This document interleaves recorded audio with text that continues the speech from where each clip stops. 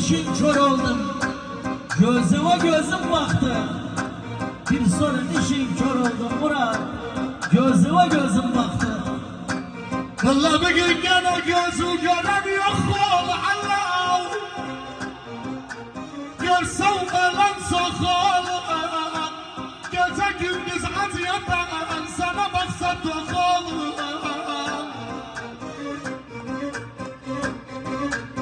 Vallahi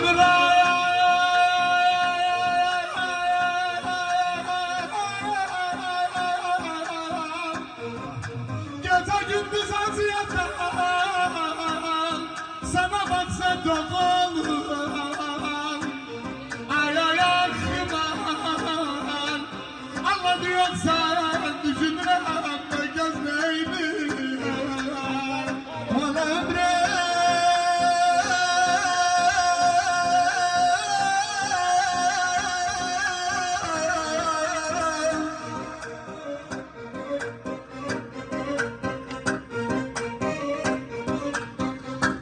güneş kimin babanım, deniz kimin babanım. Her şeyde gözüm kayıp, bes aşkta korkamam.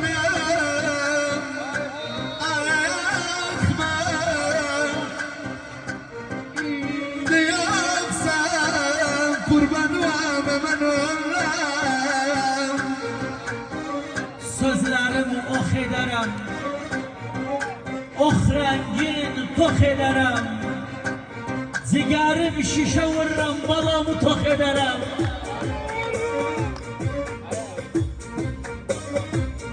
Vallahi bir gün gelir, ölsem yavrum, ya gelmez ölsem yavrum.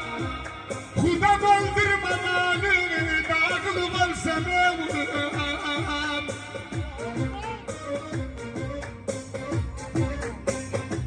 Billahi yolda gözüme bakabilmem, su olup akabilmem. Her gözüme baktırsam oturup bakabilmem. Ay ay aman Allah diyorsa düşünürüm gözlerini.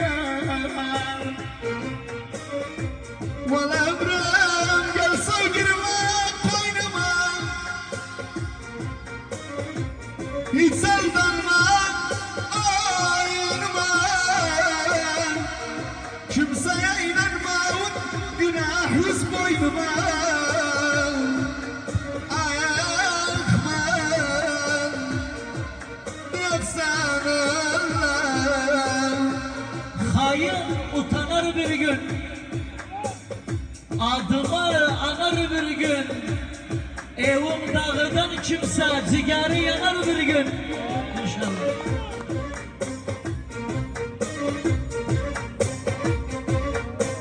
Vallahi bir gün gene koydu bir kanadını. Allah kuşla kimden dönü. Adil bir cigarı falan evladı çok zahmet sana.